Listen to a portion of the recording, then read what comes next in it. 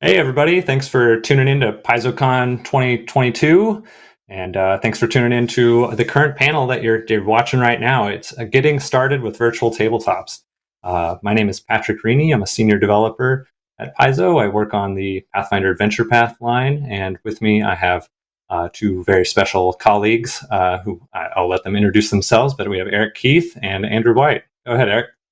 All right. Hello, I'm Eric Keith. I'm the software QA over at Paizo, and yeah, I have definitely had a very long passion for virtual tabletops, and I'm glad to kind of help share that with everyone. And Andrew? I'm Andrew White. I'm front-end engineering lead on Paizo.com and occasional author. And I also most recently was spearheading a lot of the development on the Foundry stuff recently released for Paizo.com. Right. Hang on a second. My kids are out that window. They want to watch the panel. Run outside and chase them into the woods. Hang on, I'll be back. Well, that's a great segue into Eric. I think that's a great segue into our conversation today, which is virtual tabletops and the many fun. Yeah, that I feel like that happens a lot in virtual tabletops. Is kids in the background banging on the window. Random encounters happen, you know. That's right. That's right. Rolled 100 on the D100. So today we're going to be chatting about virtual tabletops, and we're going to go over kind of what that means. People come into it with different understandings of what a virtual tabletop means. So we're going to kind of cover the different aspects of what that can mean, and we're going to talk about why it's a great time to start playing virtual tabletop games, whether that's Pathfinder or Starfinder, whatever tabletop games you're into. There's really never been a better time to get into virtualizing it, as it were. So we all three of us come into kind of virtual tabletops with different levels of experience. I'm definitely the greenest among us. I've only been running a Foundry game for about 3 months now, but it's been a blast. That's kind of why I wanted to join this panel, is because I've been having so much fun with this that I want to help assuage anyone, beginners especially, who might be intimidated by the prospect.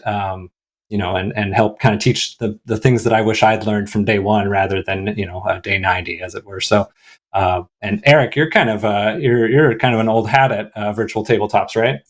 Yeah, it's definitely. I have been using Roll20 for over 10 years now. The amount of playtime I have on it is definitely within the tens of thousands range.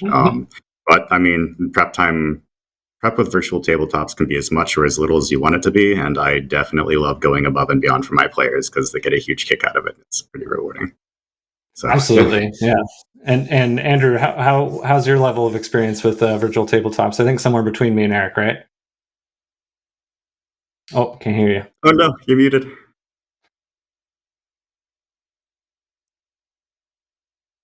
Can you hear me now? Now we can hear you. No?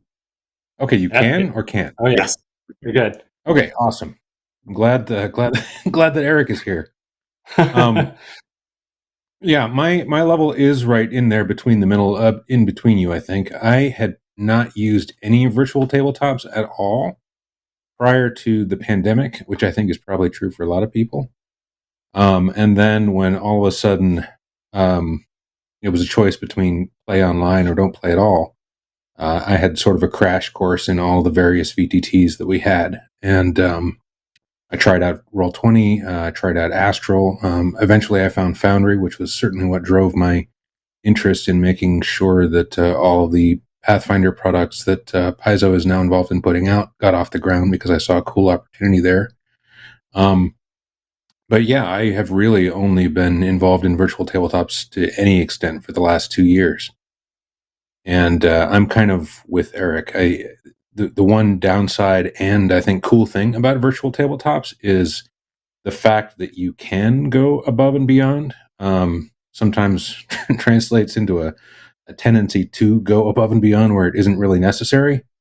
And previously, when you could have just like hand waved stuff like, I'll just come up with a vague description for the shopkeeper or the ominous guy hanging out in the alley or whatever, and go with it. Now it's like, okay, now I have to find art for every single NPC. Now I have to find an overhead map for the feed store where they meet the guy or something like that, which is great because it really helps with immersion. But anyway, I'm getting off track. I think Well, I've more than answered the question you originally asked me. So let me move I, on and allow you to get back I to the know, I alphabet. totally understand what you're saying because it's kind of so easy to get assets like images and sound and stuff like that when you're on a virtual machine. That's what virtual tabletops are, right? Is it's using the internet, using a computer to play tabletop games like Pathfinder and Starfinder with friends online, like in different parts of the country or world or whatever, right?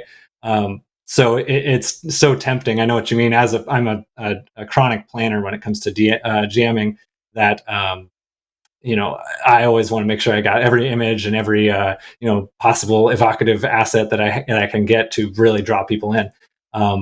And I think what's great about VTTs right now is that they're super popular since the pandemic, as you pointed out. That there's so much support for them right now. There's so much content being made specifically for VTTs, kind of like whichever one you're interested in going with. And we're going to keep this conversation pretty like system agnostic. We will point you to a panel that you led yesterday, Andrew, about Pathfinder's offerings on Foundry. Like we're officially partnered with Foundry now, and there's all sorts of excuse me, awesome stuff coming out between the two of us. And actually, you and I have been working specifically on the Alkenstar, the Outlaws of Alkenstar conversion to VTT, and that's been awesome to work with you and see all that stuff. But we're going to show a couple images in the background here while we chat, and we'll just kind of cue up the first one here, which shows abomination vaults on Foundry. So this was one of the first adventure paths that we converted from the tabletop, print product to a VTT style adventure. And so this is on Foundry, and it one of the benefits of this kind of integration is that it's all already in there for you. If you're building an adventure or an encounter from scratch in VTT, it can be very intimidating, especially at the beginning when you have no idea what you're doing. I mean, it's kind of like writing in a different language to a certain extent, but it's super easy to learn, I think, when you have something already in there. And you guys, if you have anything to, Oh no, feel I free to completely interrupt me at any point. Yeah, you backwards think so too, Eric? engineering a pre-built module that's been designed by the people that know exactly what they are doing is a fantastic way to learn the experience. So like you could take like that and then like backwards compat or like just break it down and kind of find out how they had done it as a good way of learning it as well. Yeah, I definitely have a lot of fun. Yeah, totally. Yeah, that's true. Yeah, I mean, you can like customize the maps to like a granular extent. You can put like lights and sounds, and ambience and everything. And seeing an example of how other people have already done that, especially professionals and people who work with Foundry every day, it's super. Yeah, it really teaches you, when is too much versus when is just right. It's definitely possible to go overboard. I think. I mean, as with any preparation, but I think it's a really great opportunity to immerse your players in the world. It's true. And I think you mentioned something earlier, Andrew, about doing handouts and stuff like that. That's something I used to do when I was doing a lot more in person games. Is like get out the coffee, like the tea, and put up paper in there. So I turn it into parchment, right, and then draw on it. So I got a fancy little piece of parchment. But it's so much easier to make like handouts, quote unquote, for VTTs because you can just find an image that works for you, right? So with our second image example here, that's a good example of an abomination vaults, a handout that you might hand to the players, like a wanted poster for this pumpkin-headed monster. I think we got going on here. So you can simply like flash that onto the players' screens or send them, a link within the program. They can have that in their journal in the program. It's a lot easier to stay organized and kind of get those kinds of things. Would you agree, Andrew? I would. I think that one of the cool things about virtual tabletops that I've noticed now, having had some time playing on them and comparing them to in live play, is that there are a lot of interesting things that only come up in a virtual tabletop environment. One of the biggest ones that I've found is that pretty much every virtual tabletop out there now supports dynamic lighting, which is to say that based on which character, which token you're controlling, um, will determine how far you can see, whether you can see around walls, sometimes even going so far as if it's dark. Does the character have dark vision? Can they see stuff? And that makes dungeon crawls and maze exploration a totally different experience than it would be if you were all just sitting around a table looking at the map and just sort of pretending that you didn't know how the layout worked. It's a lot closer to the sort of old school D&D approach where the GM is literally describing, okay, there's 20 feet ahead of you, and then it turns left, and there's some guy sitting at the side of the table mapping stuff out in person. It's that sense of exploration exists in a way that can be done in theater of the mind, but oftentimes is sort of lost once maps come into play. Am I making any sense here? Yeah, because Pathfinder really excels at maps. I think is kind of one of the best parts about second edition in particular is that it's when you're in encounter mode and you're doing the 5-foot grid, that's where a lot of the strategy and tactics come into play. So VTTs automate a lot of that, right? Well, yeah, and also just generally being able to space people out, and when you actually can't see, when you actually can't see what's around the next corner, it's easier to compartmentalize things, and it's easier to determine, okay, can my character actually see this enemy, or even though I know that the token is on the map, can my character actually see it? Well, the calculation is already telling me right now whether or not it's in my sight line, whether or not I have the right kind of vision, whether or not there's something in the way. It changes the play. It changes the way that the game plays. I don't think I would have had nearly as much fun in games sitting around the table where I was exploring a maze necessarily than I do with a lot of the virtual games that I've played recently. Just because of that, it's a new style of gameplay. It's also, I find a lot of fun to, depending on how you've set up your maps, like you can easily add things or remove things from the map in a sudden and unexpected way that you could have the floor collapse and drop the players into another room by simply pressing like 2 buttons that you have set up. Which, like on a tabletop, or on an actual table, you'd have to like lift up the map, like remove it, put it down, and the players can see what you're doing unless they're really good and they look away. But you can just do things in such a fast and spontaneous manner that it's so much fun to just catch your players by surprise just using the map. Yeah, I think there's a lot of like potential for delighting your players with VTTs, and that kind of comes from the preparation that you were talking about earlier, Andrew, and what you just mentioned, Eric. Is when you take the time to think about like what's the ambience in this cave like, and you can find all these resources online. There's huge libraries of free sound effects and ambience and all sorts of stuff. In addition to official Pathfinder stuff too. And you can like hook in Sirenscape. There's so much technology. It's just kind of baffling. I'm kind of shocked I didn't get into VTTs earlier because it really combines my like love of like technology and getting into the fiddly bits of like learning a new coding language and stuff like that. I love to do that stuff, and but then you get to play Pathfinder afterward. It's like cool. This is the best. We were talking about like compartmentalizing and having these things on hand. And I think that's another big benefit of VTTs is, for example, in this third image we have, which shows some monster stats, what you're doing in real life, often, like Eric said, is you're pulling out the combat map and like, moving somebody's, Mountain Dew can out of the way and like, putting the pens down and drawing these things and being like, oh, this is here, and, the figurine gets knocked over. That stuff doesn't happen in a VTT, which is very convenient. And you don't really have to like wrestle with huge, books that you might have. Like, I love books. Like that's why one major reason I'm in this industry, but it's also super convenient to just have the stat block in front of me, right? Is if, with a book, for instance, I'm like, oh, what was the page, or I like get sidetracked. And I'm like, actually, I want this monster instead, like I have to flip to page 200 to find this yeast ooze, for example. But in a VTT, you can just kind of have a link right there on the screen and click it, and you have the stats right there, and you don't have to worry about any of the distractions or hauling around big heavy books.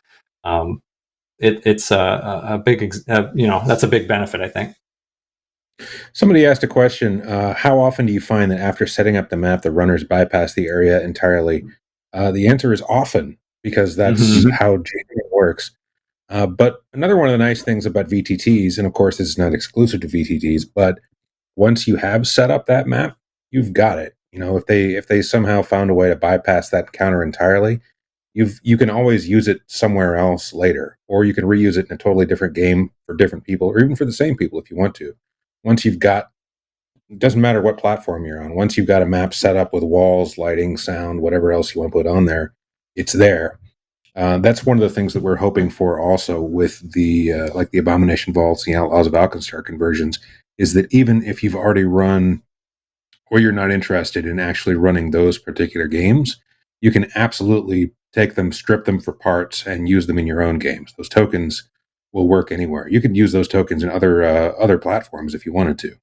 Those maps, you could use those anywhere. You could use those in Roll20. You could use those in Astro. You could use them anywhere that you can import your own maps into. Actually, So go ahead. the modular nature of these sorts of things, when they're packaged digitally, is another nice benefit of virtual tabletops and how they work.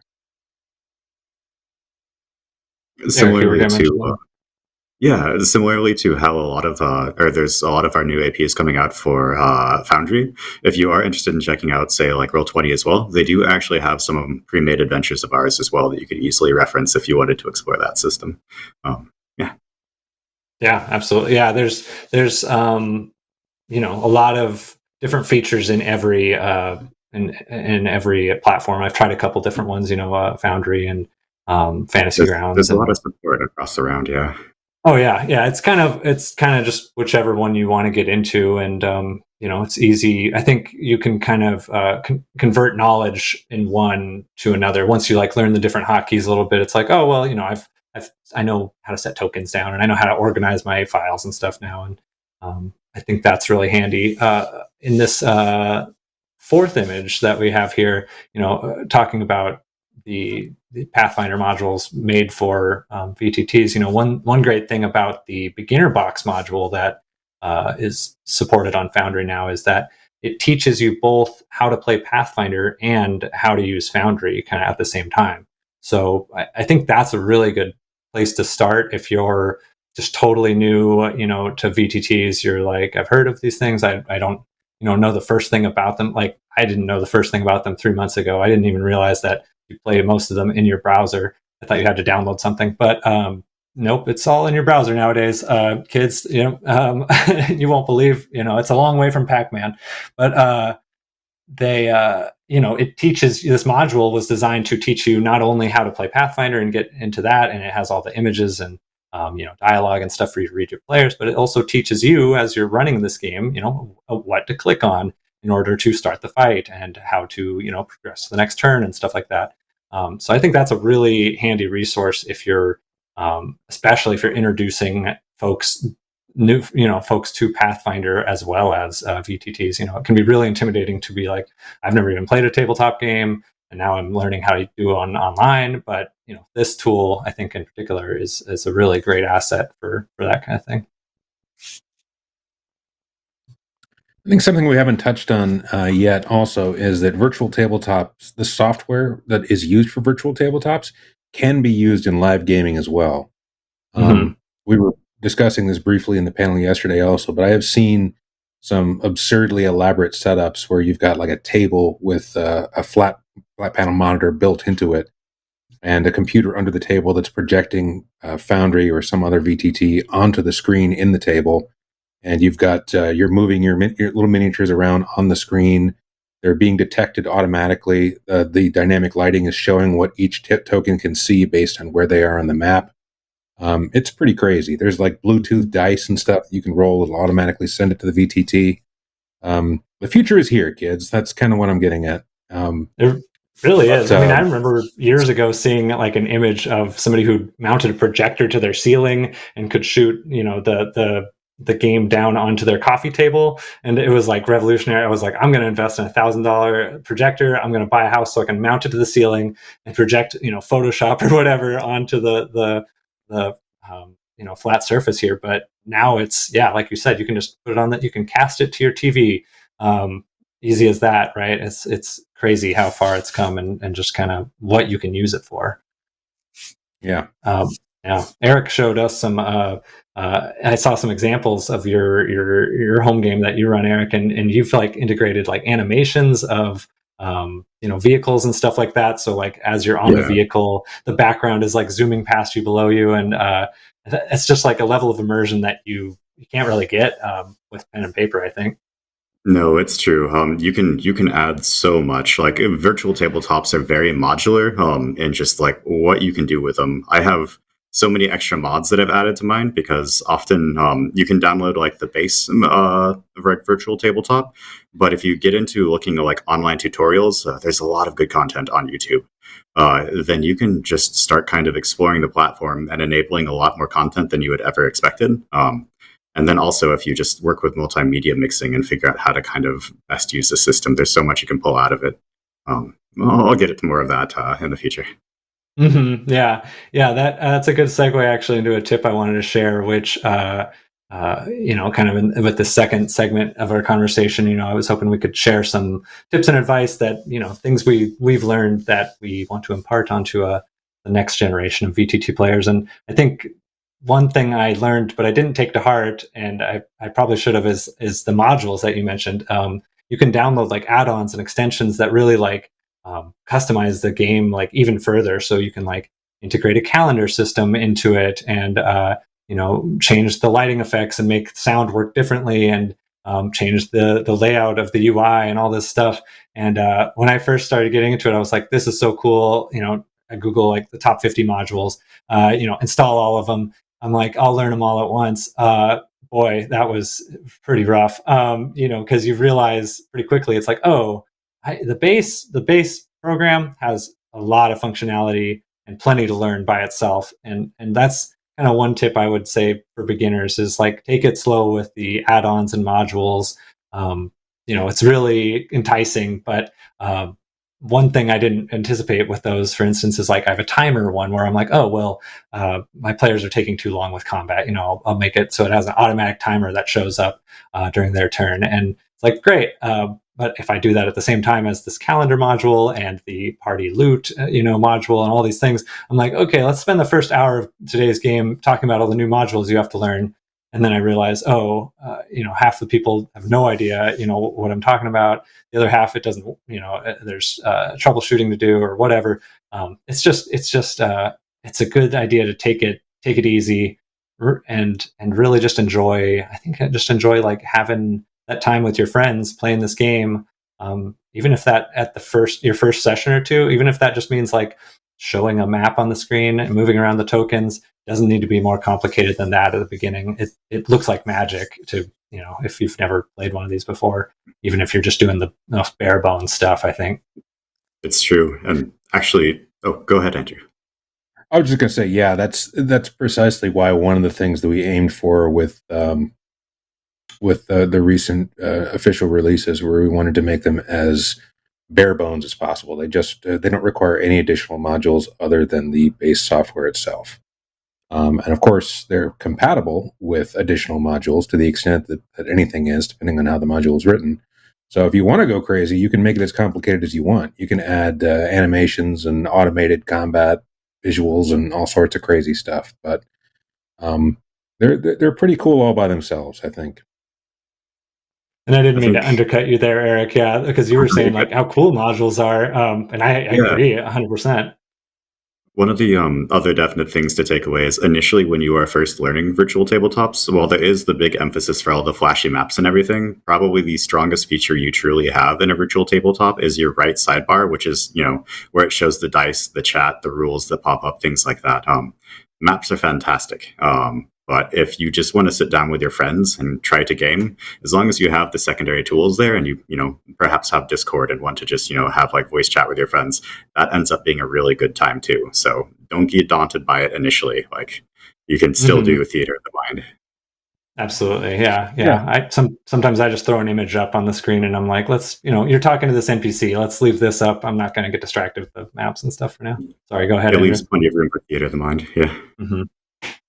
I was going to say it's actually worth pointing out that there are a number of upcoming VTT projects that I've seen that are actually leaning full into the, you know what, let's not worry about maps and tokens and stuff. Let's go full theater of the mind and support it. And that's their whole model, which I think is an interesting pivot back. Because of course, if you really wanted to, you could just all hop in a voice channel and roll dice and play play Pathfinder, Starfinder, whatever, with no actual visuals at all. The idea of having a platform that is literally just, okay, you know what? Occasionally, I'm going to throw up an NPC image. Occasionally, I'm going to show up as throw up an image that I found that is vaguely evocative of the scene that I'm describing here, and I'm going to play some music in the background just to set the mood. Sometimes, especially after you've spent a lot of time dealing with a particularly complex VTT that involves a lot of maps and tokens, sometimes it's a nice just break from having to deal with all that to just go back to something simpler. Mm-hmm. Yeah, agreed. If folks who are watching at home, if you have any questions for us at any time, feel free to drop them into Discord on the PaizoCon Discord or twitch.tv/official Paizo. That's probably where you're watching this. So yeah, we're happy to answer any questions, but we're also kind of talking about our tips and tricks and advice for virtual tabletops. Something that somebody was talking about earlier up in the chat, a couple of people were talking about, was the idea of a landing page, which Mm-hmm. also is a fairly specific to VTT concept. And the idea of that, if you're not familiar with it, is that you're basically just setting up a place where a central repository for information, so the players can go to this page. Usually, they start on the page, and sometimes, depending on how you're running your server, it may be accessible between games, and they can go back and research it. But it's a place to keep track of, like, oh, this is what happened last week, the story so far.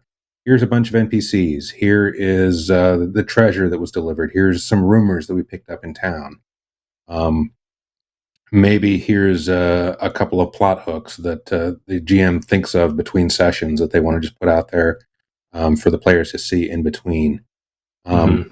And in some setups, there's even cool stuff like you can actually set up automated storefronts where people can have their players do all their shopping and selling of loot and restocking their weapons and stuff in between sessions, so that doesn't actually get in the way of the story. Mm-hmm. But having an automated landing page, in addition to being this sort of sometimes a cool thing to have, also has some neat functionality that you can't have in a regular game. I remember a lot of games that I used to play in person. In between, we would actually do stuff like update those sorts of things on a wiki or Mm-hmm. write articles to keep track of stuff, or even sometimes narrate scenes that would have taken place in between the games. And a landing page is kind of like a more fleshed out version of that. Not exactly the same, but it's an expansion of the same concept, I think. I think it's easier to get buy-in from players doing that too. I actually just built a landing page. It's trickier than its own. If you like to do extra work behind the scenes, yeah, build a landing page for sure. It's kind of like building a website just for your game a little bit. And yeah, I think our sixth image here, which shows the fifth image, which shows Alkenstar, a map of Alkenstar. That's a great example of using a landing page. Is that you can put a map of the city, for instance, for Outlaws of Alkenstar, for instance, you're spending most of the campaign in the city of Alkenstar itself. So being able to show this map to your players and let them mark it up as however they want. They can put little tags, be like, oh, we visited this tavern, we met this gunslinger over here. That's huge. We're not allowed in this part of town anymore. Yeah. Yeah, because so often at a tabletop game, people keep their own little 3M notebooks or whatever. But how often do you see fellow players' notes? It's really cool to get to see everybody's notes all on one kind of thing and in a visual way, right? And you can mark up this map without having to worry about ruining your collector's edition, Outlaws of Alkenstar thing or whatever. You can mark it up and then clear it in one click or whatever.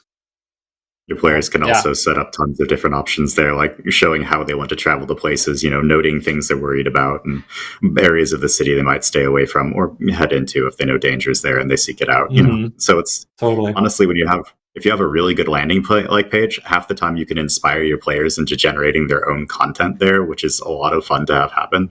So a good splash page will get you far. Yeah, absolutely. Something else I just thought of. Oh yeah, please go ahead, Andrew.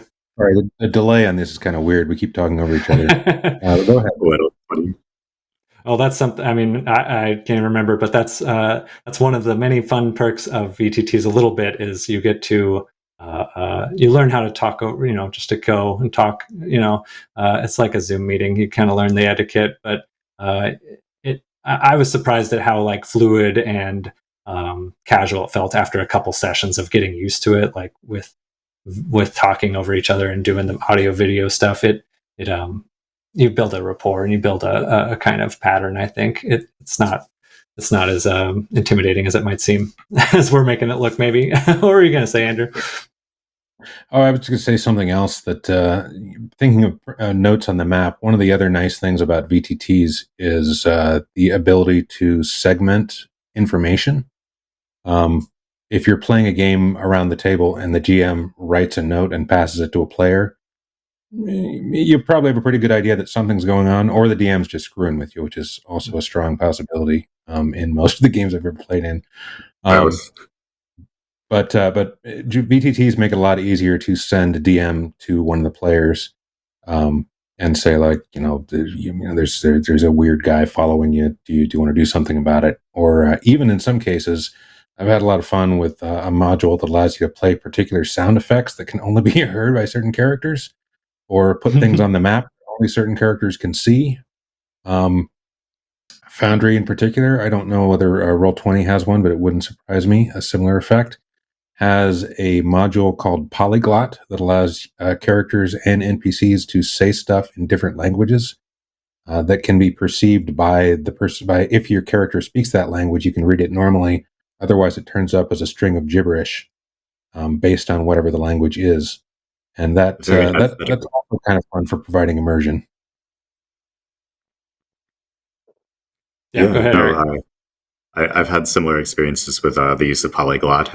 Actually, to speak to your point too, with earlier you'd said that it's pretty intimidating for the first couple sessions. It will be, honestly. Like, take it slow the first couple sessions and just kind of like feel out and learn the virtual tabletop. And once you've kind of gotten really comfortable with it, then like it'll come to you pretty quickly. At least that's been my experience so far. Especially recently, virtual tabletops have been really trying to become more accessible. So like the tools have been designed to be more easier to use.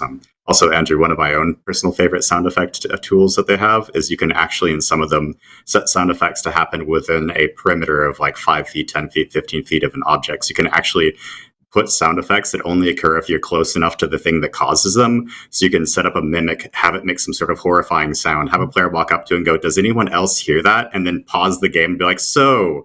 And it's just hilarious if you pull it off right. Nice. It's super immersive. Yeah, I mean, you can have like the fire crackling louder as you get closer to it, and have the bustle of dishes being moved around in the tavern. It's it's super awesome. It's really on the topic of like training and like getting used to first steps with the software itself and like the technical details. One of the things I found really helpful that I was really glad I did when I was first starting with a new group was that I, as part of our character building, I had one-on-ones with each of my players in the group, and that was an opportunity for me to build out a little training module, with just the bare basic things I wanted them to be able to do. I put, a token on the other side of the screen, and I put their token down. I was like, okay, like step one, let's move your token to the other side of the screen.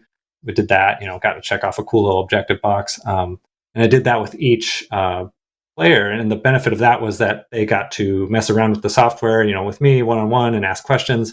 And then the benefit to me was that after 5 players, I had done this, for 5 hours or whatever. I was really good at the software by the end of that, and I knew exactly how to move a token to the other side of the screen. And so showing each other and playing with each other kind of before you start the actual game itself, I think is a really good idea. to help familiarize yourself with the software. It can, the first session, if you have no idea what you're doing, first session will be a lot of that. So it helps to beforehand be like, hey, let's chat about this one-on-one. And you can send videos and YouTube videos and be like, oh, this is how you start. But I don't think anything beats like having that one-on-one Q&A with someone who, ostensibly knows what they're doing. Hands-on immersion is amazing. 100% agreed. Mm-hmm. Go ahead, Andrew. I was just saying, as people are pointing out in the chat, though, also one of the nice things about these being online tools, of course, is that there are tons and tons of people out there who are more than happy to help you solve your problems. Every virtual tabletop that I'm familiar with has tons of YouTube videos out there. Most of them have pretty active Reddit and other communities, Discord communities, where you can go in there and just ask a question at any time, and people would be happy to show you what you're doing, or say like, yeah, I had that same problem, and here's didn't never get solved, but here's a direct line to the devs, so you can ask them to fix it, and eventually it'll get done. So the communities behind these things are also really, really good and really, really helpful. And because obviously the more people who are able to use that software, the bigger the potential pool of players. They're, at least in my experience, pretty friendly for the most part. And they're fans of the games usually too. A lot of the great modules are just made by volunteers who don't charge anything for it, and they love to play Pathfinder. There's a lot of Pathfinder and Starfinder specific ones out there that people who just love to play the game. I hope some of them are watching. That'd be awesome. You're my heroes. Much more technically minded people build these scripts and macros and all sorts of stuff. And it's like, yeah, here's this, specific thing that is in Pathfinder second edition. And it's like, oh, how do I translate that to the VTT? Just Google it, because odds are someone else has already asked that same question and built a script, to do exactly that or whatever. It's really awesome. The community is amazing. Speaking of community, how might someone, go about finding a VTT group, do you think? We have talked a little bit about Discord, and I think that's a great opportunity if you're in like Discord channels like PaizoCon and other Discords for VTTs. There's a bunch out there. That's a great opportunity to find people who are looking for a game. I mean, they're all over the world. What do you guys think about that? The message boards on a lot of the virtual tabletop websites will also have a lot of options too. So if you're ever interested in kind of checking out or looking for groups, you can always go straight to the source. That's always a good spot. Yeah, there are quite a few in most of the Discords that I've seen that are dedicated to one VTT or another. Most of them have a looking for group channel or some equivalent where people will, just like Corey said right there in the chat. Best place I've seen is in the Discords of Actual Play Podcasts is another excellent place. In general, just find a group of people who are interested in the same thing and are demonstrating that interest by being in a certain place, whether that's in the fan community of an AP or in the fan community of a particular virtual tabletop. And there will be people out there looking for players. There are also a couple of, I can't think of any names right now, but there are definitely a number of communities that have popped up recently that serve the express purpose of posting games similar to Warhorn, but basically saying like, yeah, I feel like running Abomination Vaults this weekend. Here's the platform I'm running. Here's the time I'm running. I got 4 slots. Come on and sign up. Yeah. Oh yeah, Demiplane. Also, Demiplane. I completely forgot about that. Demiplane also is looking for group. Demiplane, the new Pathfinder Infinite, Pathfinder Nexus. Or not Pathfinder. Pathfinder Infinite is cool too, but it's not what we're talking about. Pathfinder Nexus is the Demiplane thing, and they do in fact have looking for group. Perfect. Yeah, that's awesome. It's not hard, I think, to find people who are interested in this because it's so exciting and so new, and there's so many live plays and videos of people doing this. It's a blast. Yeah, I heartily encourage anyone who's interested to try the demo. A lot of these, I think all of them have like at least a demo that you can do for like 7 days or something like that. try it out for a week or a month or something like that. It's the barrier to entry has never been lower. I would definitely say. I would agree as well. Going back in the Wayback Machine just to kind of fill the air here is I remember when I was I must have been like 13 or 14, way back in the internet's early days. There was a platform. It was called WebRPG. I'm sure it's defunct now, but it might have a Wikipedia page. And it was a completely like chat room based program that was like this. It was a VTT, but it was before there was even like the capability of having, like there was very basic mapping, gridding software and stuff like that, and it was super bare bones, super basic. You didn't have like your dice, like 3D dice rolling across the screen or anything like that, but it did have random dice generators and stuff. But this was before video, across the internet was a big thing. I was still on a 56K modem, and so I would, tell my parents like, "Oh man, I got a game to run 3 to 5 p.m. You're not expecting phone calls, right?" And they're like, guess not." And yeah, not anymore. Or I'd be like, "Oh, hold on, guys. I can't play right now. My mom's on the phone with her cousin or something." But so thinking about that back then and just how different it is now and how far the hobby's come is really awesome. And I think it's a testament to just kind of how great this hobby is, playing cooperative games, tabletop games, where you share a world together and characters and build a story. It tickles me that it's come so far in the past like 10 or 20 years. Similarly, yeah. I've definitely been like in the art, or I've been in the tabletop scene for virtual tabletops for a while now, just kind of like checking things out and always exploring new options. And the amount of like growth and just like development that's happened in the past few years alone has been absolutely incredible, both in terms of just accessibility and just how much diversity there is within the options available. Again, it's a great time to give it a shot.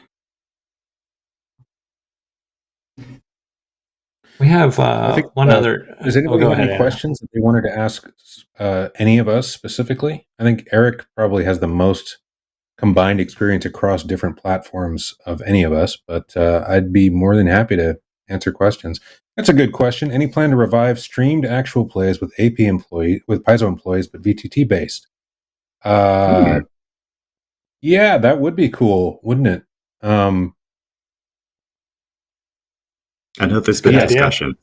I can't remember whether or not what exactly we're allowed to say on this topic, but yes, that would be cool. That would Certainly be cool, and we are all here in favor of it. And stay tuned; maybe it'll be happening on a Twitch channel near you. Yeah, absolutely. I think another great place to find a VTT group that didn't get mentioned was Paizo.com forums. It has an online recruitment section which folks can use for VTTs.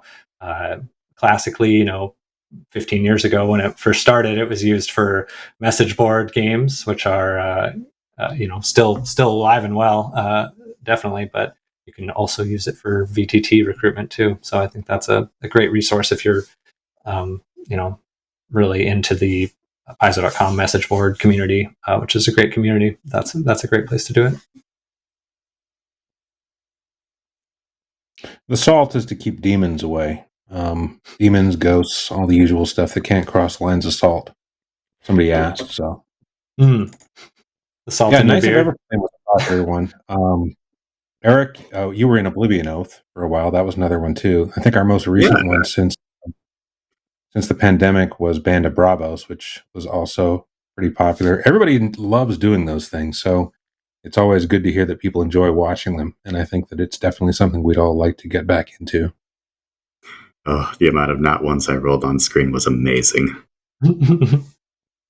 Yeah, it's a lot harder to fudge the numbers. You just have to decide to hide the dice. But it's kind of exciting to just throw it up there on the screen for everyone to see, I think. It just kind of rolls across the screen. Everyone, like, as soon as you see it moving, you're like, everyone starts, stops talking and Yeah, watches it. Yeah. that's actually one of my favorite mods. Is the Foundry dice rolling mod. Yeah, Mhm. a lot of the VTs these days do actually have like rolling dice. It's a lot of fun to, you can customize them a lot too. Mhm. But yeah, like the entire group will usually just stop, like if it's a critical roll, like whatever they're doing, and just like watch the dice in abject horror, like hoping it's gonna roll okay. It brings a Mhm. lot of drama to the entire group. It's great. Yeah. Yeah, Yeah. I don't know exactly how that is set up. I assume that the actual number is determined well before the animation starts.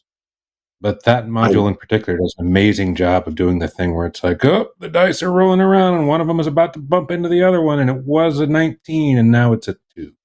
Yeah, Yeah, that's a it'll good hit the other dice and change, and it's the worst thing to see. That's a good question. Yeah, I wonder if the animation gets like pre-rendered and the outcomes are figured out. Yeah, as you click the button, because random number generations. I mean, I'm sure you know Andrew and Eric. You guys are very technical. It's pretty weird, like in terms of computers, right? Because it's usually tied to a seed, which is usually the clock on your computer, as I understand it, right? So depending on what Mhm. exact time you press the button, that helps generate the random number because a computer can't literally it's hokey, but it like can't like do a truly random number. But in order to predict the number, you'd have to know the exact millisecond you press the button, Yeah. that kind of thing, right? I do want to respond to Corey. I also use the sad trombone sound automatically whenever anybody in my game rolls a natural one. Um, You can automate it. yeah, I have a soundboard on hand that I use for a lot of stuff like that. That one's automated, but I also have a bunch of just musical stingers for dramatic things. I have one that goes dun dun dun, and a few other, old timey If you radio play kind of stuff. if you happen to have like a stream deck, because I know that that's something that people kind of dabble with, there is actually a mod that came out recently for Foundry that allows you to control a lot of the things through your Steam Deck. So you can actually set up like a bunch of music and everything, and just be pressing the buttons off to the side, or you can set it to like control tokens. But yeah, the amount of just fun musical setup you can do is fantastic. You're talking about a stream deck, right? Not a Steam Deck. Oh, Stream Deck, yes. Yeah, Stream Deck. Yeah, okay. I remember a Has Stream nothing Deck to came do out with like the handheld game player thing. right. Yeah. Yeah. Stream Deck, it's kind of like a little console, like a soundboard, right? Yeah. Those are, I mean, I've been looking at that. That seems super handy for, yeah, being able to press the, sound effects right when you need them or roll the, just roll the dice by pressing the button. Yeah. Super, super cool. And Andrew, you mentioned like Bluetooth dice that connect to your computer and stuff like that. Right, that connect to the Foundry or VTTs. I saw an ad for those. Google's got my number for sure. And Hmm. I was like, oh man, not only do they do like LED light up and stuff like that when you roll a 20, I love that stuff, but you can like change the color, so it's blue today or whatever. Change it like I'm doing acid damage, so it's green. Crazy stuff, and Yeah. it integrates like seamlessly with this stuff. It's really we're there, folks. There was a Kickstarter a while ago that basically, I think their goal was to make the most obnoxious dice possible, but they were pretty amazing. They were, if you rolled a 20, you could make it play a sound like you just hit the jackpot in a casino, and it would blink and flash and turn all different kinds of colors. And yeah, like you said, it could be tied to different kinds of damage depending on what you were using them for, and it was sending information back and forth with your VTT. Um, yeah, like you said, if you really want to go, if you really want to go above and beyond, and you don't care how much money you're spending on stuff, now is a golden age to consume as conspicuously as possible when it comes to your gaming accoutrements. I mean, that's another, I think, really unique aspect of VTTs is that the price point is from zero to, yeah, infinite. You can do really awesome stuff without spending any money at all, which is, kind of mind boggling to me. Like when you're doing physical handouts, you at least have to buy the paper and the coffee to stain it to a parchment or whatever. But as long as you know how to, use paint or a free Photoshop alternative or something like that, you can, and you find a royalty-free art, you can like make awesome backgrounds, and there's so many map makers out there who are releasing free maps, battle maps and stuff like that. The price to enter is nigh nothing. there's so much out there to just explore. So that it's cool. I just like VTTs. I've really enjoyed talking with you two about this. Do we have any more questions from the chat, Andrew? I don't think so. I think that we are good. Everybody want to know about the salt. But, I've given the only answer I'm going to give for now. The salt in the background. Stay tuned for the next stream, whether it will be answered or not. Who knows? Yep, there it is. There it is. We need a dramatic zoom music there, but we'll take it. Cool. Yeah. Yeah. Well, thank you both. If folks in the Discord want to catch us afterward, we're around, happy to chat. Ask us all your burning questions. Ask us for our most embarrassing, VTT faux pas. I've definitely revealed all my monsters that were supposed to be hidden well ahead of the encounter. Players were very kind and forgot about them, though. So happy to share experiences like that over Discord, or you can catch us. I had my server flagged as a scam site by someone's British ISP. Oh, that's that's an honor. It's like an hour to figure out why he suddenly couldn't log in, and it turned out that was it. Well, it's something. I mean, I was also running a scam off of that site, but right, salt scam. Yeah. Well, thank you both again. My name is Patrick Rini, and you guys want to sign off? Absolutely. I'm Andrew White. Nice to talk to you guys. Hope everybody's having a great PaizoCon, and glad everybody's enjoying the VTT stuff. Absolutely. We'll catch you on Discord. Okay, somebody Thanks again, who actually everybody. does have clearance to say so says we are working on more Paizo-produced live plays. That's accurate. We just weren't sure if we were allowed to say it ourselves. You heard it here first. That's awesome. Yeah, I'm very excited for that. Thank you again, everyone, and we'll catch you on Discord. Happy PaizoCon.